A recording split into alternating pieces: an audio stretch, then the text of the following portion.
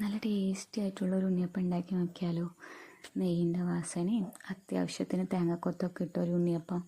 അതിന് വേണ്ടിയിട്ട് 2 കപ്പ് പച്ചരി 4 മണിക്കൂർ വെള്ളത്തിൽ കുതിർത്ത് ചെറിയ തരിയോടുകൂടി വേണം അരച്ചെടുക്കാൻ. 6 പാളയംകുടം പഴവും 10-15 ഏലക്കയും കൂടി അരച്ച് ഈ മിക്സിലേക്ക് ചേർക്കാം.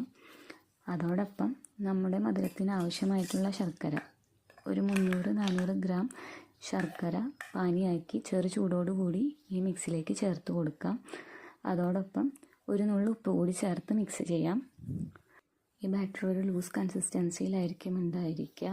ഒരു 8 മണിക്കൂർ ഫെർമനൻ്റ് ചെയ്തതിന് ശേഷം നോക്കുമ്പോൾ ആവശ്യത്തിന് തിക്നെസ് ഈ ബാറ്ററിന് ഉണ്ടായിരിക്കും.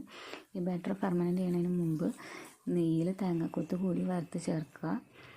അതിനുശേഷം ചൂട് വെളിച്ചെണ്ണയിൽ കുറച്ച് നെയ്യ് കൂടി ചേർക്കാം. കാരണം ഉണ്ണിയപ്പത്തിനൊപ്പം നല്ല നെയ്യിൻ്റെ വാസന